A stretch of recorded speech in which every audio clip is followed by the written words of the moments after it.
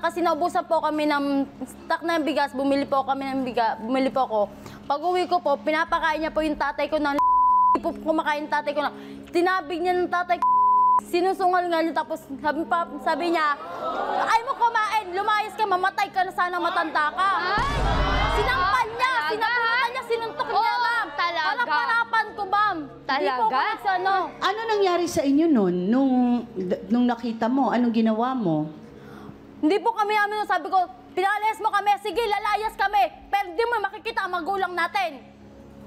Catherine, totoo ba ito na sinungal-ngal mo ang tatay mo at pinagsasampal mo? Ma'am, hindi ko po pinagsasampal ang tatay ko. Kung pinagsasampal ko po, di sana matagal na. Hindi ko naman po ginawa yan eh. Ginawa ko para mabilis. Kesa masaktan ko sa sarili kong magulang, sinabihan ko sila na, kesa ganyan, kesa magkagulo tayo, umalis kayo dito sa bahay ko. Pero inabutan ka raw ni Mary Ann na sinasaktan mo ang iyong tatay at sinabihan mong mamatay ka na. Totoo ba, Mary Ann? Hindi ko po sinabi yan. Ang sinabi ko pa, yung umano sa akin, ayaw mo binibigyan, pinapakain kita, sinusubuan na kita, oh. Binahinan pa kita ng gamot. Ba't ayaw mo inunom? Ayaw mo kumain? Anong gagawin ko? At ano nga, kumakain ba nila ang magulang mo ba? Hindi kumakain ng alak magulang mo ng lakami. Bakit mo susungal-ngali ang kutsara?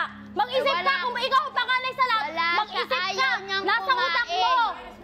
Bakit kung may trabaho naman yung asawa mo at may sarili kang pamilya, bakit di ka bumukod kung nahihirapan kang makisama? Nakabukod po kami, ma'am.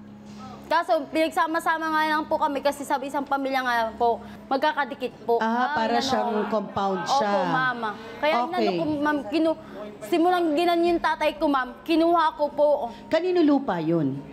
Nakikitira lang po kami, ma'am. Patira po kami dun, ma'am. Patira lang po kami. Pati magulang nyo, dalawa lang ba kayo magkapatid? Hindi po. 7 po kami, ma'am, magkakapatid. Asan yung iba niyong kapatid? May pamilya na po. Kuya Alex, kasi naintindihan naman natin na naintindihan naman natin na si Catherine ay siguro pagod.